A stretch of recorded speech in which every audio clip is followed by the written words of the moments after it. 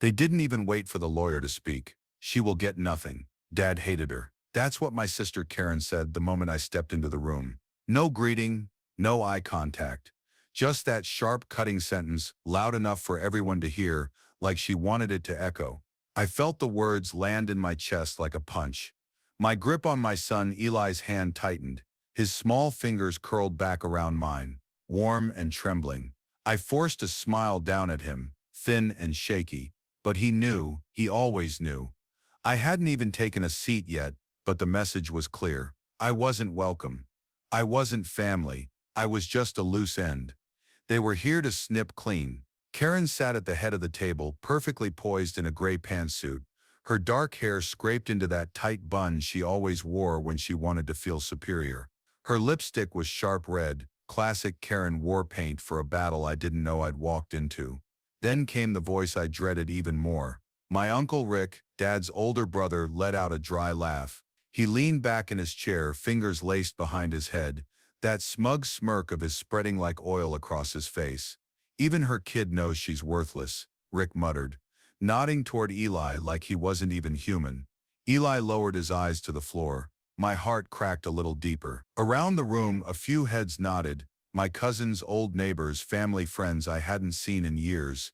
People who'd long since picked sides, and I wasn't on theirs. I swallowed hard. My throat felt like sandpaper. The air was stale with the smell of dust, leather chairs, and whatever overly sweet perfume Karen had bathed in. I could feel my pulse in my ears, loud, hot, humiliating. I led Eli to the farthest chair at the end of the long mahogany table, away from the pack. The chair creaked when I sat. Eli climbed up beside me, his legs swinging above the floor, his hands folded in his lap like he was trying to disappear. Karen turned her head slowly toward me, and when our eyes met, she smiled, but there was no warmth in it, just pity soaked in poison. "You know this is pointless, right?" my sister Karen said, voice smooth and cold. "Dad rewrote the will, cut you out completely, said you were dead to him." I didn't respond. I couldn't. My tongue sat heavy in my mouth. Useless. I just nodded slightly, like I understood, but inside I was thinking, why did I even come? I thought maybe there'd be something, a note, a line, a sign he remembered me, something to make it all make sense. Instead, I was back in the one place I promised myself I'd never return to, surrounded by people who made it clear they had already buried me long before they buried him. And just as I was about to stand to leave, before they started carving up the estate like vultures, the door creaked open. Mr. Connor, my father's lawyer, entered the room clutching a thick folder beneath his arm. He looked exactly the same, neatly pressed, tired eyes, and a face that gave nothing away. The room fell silent. Everyone sat up a little straighter. This was it. I braced myself for humiliation. I came expecting nothing, and I'd leave with exactly that, or so I thought, because what no one in that room knew, not Karen, not Rick, not even me, was that my son Eli had brought something with him, and with one sentence he would unravel everything they thought they knew. "You forgot the video," he recorded. It had been 8 years since I stepped foot in a room like this with my family. 8 years since I packed up a life they said I didn't deserve, took Eli, just 2 at the time, and left without looking back. Not because I wanted to, but because I had to. Because every conversation with my father Charles ended in silence, or shouting. Because every family gathering felt like walking barefoot across glass while smiling for the camera. But now I was back in a room that still smelled like cigar smoke and old anger.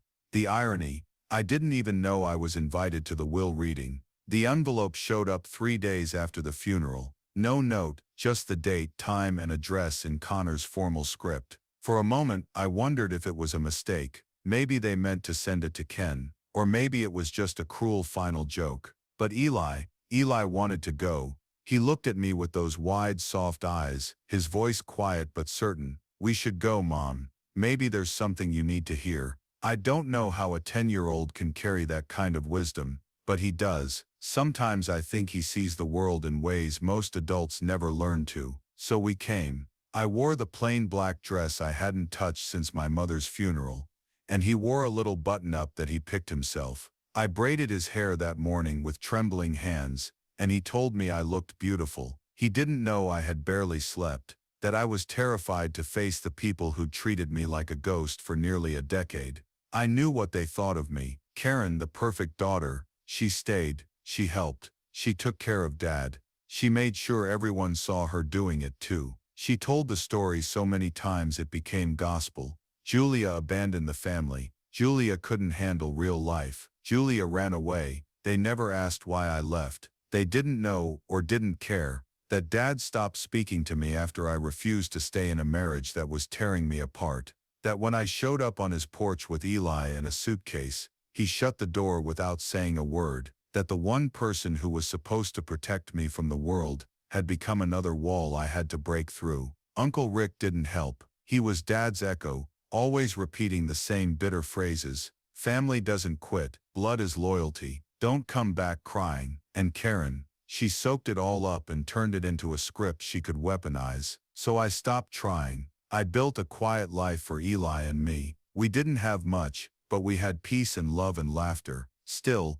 part of me held on to the smallest, most fragile hope that maybe in the end Dad had seen something, regretted something, left something behind. Maybe that's why I opened the envelope, why I showed up. But now, sitting in that room surrounded by hard eyes and smug smiles, I felt foolish for hoping. Eli hadn't said a word since we sat down. He sat straight, hands in his lap, eyes scanning the room like he was studying each face. His calm unnerved me a little, like he was waiting for something. And then Mr. Connor cleared his throat and opened the folder.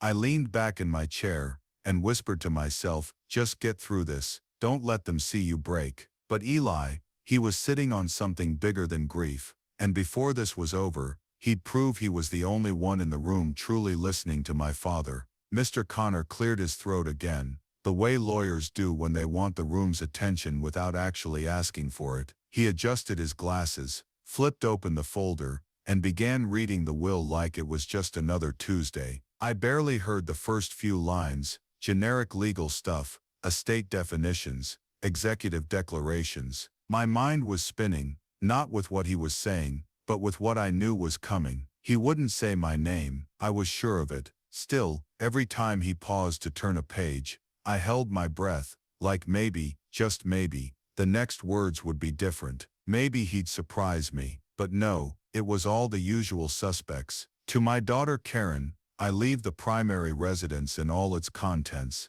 Karen's face didn't move, but I could feel her satisfaction like perfume wafting across the table. She glanced sideways at her husband Neil, who gave her a smug little nod, like they were already planning renovations. To my brother Rick, the lake property, and all remaining shares in the family business. Rick leaned back further in his chair, arms folded, chin high, like a king surveying his newly acquired kingdom. I watched him slide the cigar back between his teeth and bite down gently, like he'd already won.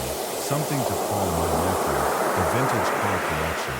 Paul, the cousin who once locked me out of my own room at age 9, just to watch me cry. That Paul, I bit the inside of my cheek to keep my face from cracking. I could feel the tears gathering behind my eyes, hot and sharp, but I didn't let them fall. Still no mention of me, not even a footnote. Then came the line I'd been dreading, and as previously declared, my daughter Julia will not receive a portion of this estate. There it was, simple, final, like a closing door. I felt like I'd been punched in the chest. Eli's fingers slipped into mine under the table. I hadn't even realized my hands were clenched in my lap. His touch brought me back, anchored me before I drifted too far. I could feel my heart beat behind my eyes. My skin burned, and then came the whispers, low but intentional. Karen let out the softest scoff. Told you, she muttered to Neil. Uncle Rick shook his head like it was all so predictable. Takes a certain kind of person to walk away from her own father, he said, louder than he needed to. The others, the cousins, the so-called family friends, didn't say much, but their silence was just as loud. I stared down at the wood grain on the table. The lines twisted and spiraled, almost hypnotic. It was easier to look at that than their faces. I could hear my own voice inside my head, flat and hollow. Why did I come? Why did I think he'd remember me? But then Eli moved. He let go of my hand and sat up straighter. I felt the shift before I saw it. His voice cut through the tension like a tiny blade, soft but unshakable. "You forgot the video he recorded." The room froze. Karen blinked. Rick turned. Mr. Connor paused, pen still hovering over the page. I turned to Eli, confusion flooding my brain. "What video?" I asked, barely above a whisper, but Eli wasn't looking at me. He was looking straight ahead, steady, certain. He reached into his backpack and pulled out a small white envelope, slightly crumpled but sealed tight. My name was on the front, but underneath it was Dad's handwriting, "For the lawyer only if it gets ugly." I didn't understand it yet, but Eli did, and suddenly, for the first time all day, I felt the balance in the room shift. I stared at the envelope in my son Eli's hands,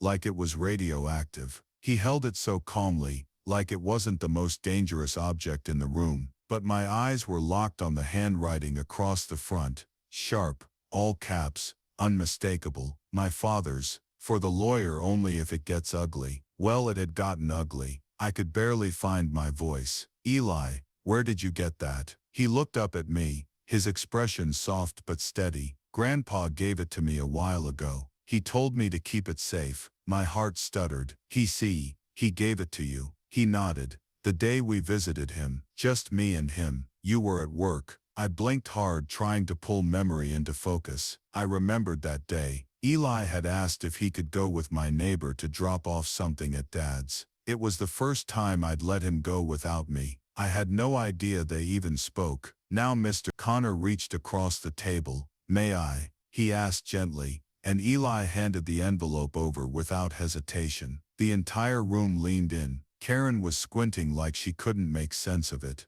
Rick shifted in his seat, no longer slouched. For once nobody had anything to say. The envelope made a quiet tearing sound as Connor opened it. Inside was a USB drive, small, black, ordinary. But my pulse kicked like it was a grenade. Connor furrowed his brow and pulled a note from the envelope too. Another page in my father's handwriting. His eyes scanned it, and for the first time since he walked into the room, his composure cracked, just slightly, but I saw it. He didn't speak right away.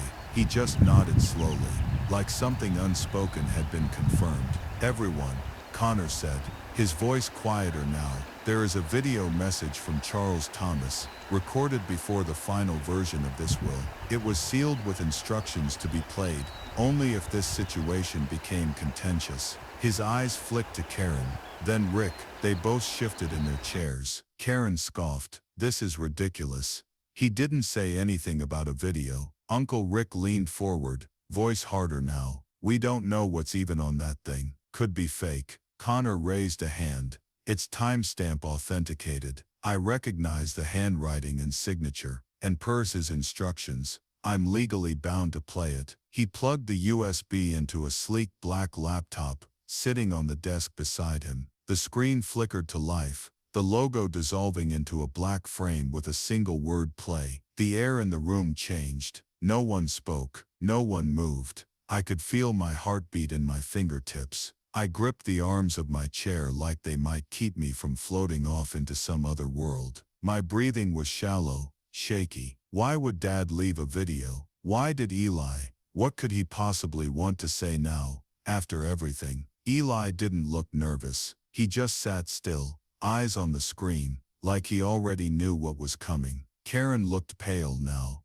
her lips pressed into a tight line. Rick had stopped chewing his cigar. I wanted to run. I wanted to cry. I wanted to scream. But mostly I wanted to know. Connor hit the space bar. The screen went black for half a second, then flickered, and suddenly there he was, my father. Older, thinner, sitting at his desk, wearing that navy sweater I bought him for his last birthday. The one I didn't know he'd ever worn. His hands were folded, his expression not cold, just tired. He looked straight into the camera, and then he started to speak. I didn't breathe, not when the screen lit up, not when I saw his face, not when I heard the first two words leave his mouth. "Hi, Julia." He looked older than I remembered. His skin had thinned, his once proud posture had softened, but it was still my father, Charles Thomas, sitting at that worn oak desk with the antique globe behind him, just like when we were kids. Only this time his expression wasn't stern or distant. It was human. If you're watching this, he continued, I'm gone and I'm guessing things didn't go well at the reading. His hands were clasped in front of him, fingers twitching slightly, a small nervous habit I had too. I didn't expect peace between you and the family. I know what they think of you. Hell, I know what I said about you. He looked down, swallowed, and I was wrong. My breath caught in my throat. My nails dug into the armrest of my chair. Eli glanced up at me, but I couldn't look away. I believed what Karen told me. I believed Rick. I believed that you left because you didn't care. I didn't ask questions. I didn't listen to you. Not once. You tried, and I shut the door in your face. On you and Eli. I heard Karen shift in her chair, sharp and uncomfortable. I didn't look at her. I couldn't. Dad's voice cracked, just barely.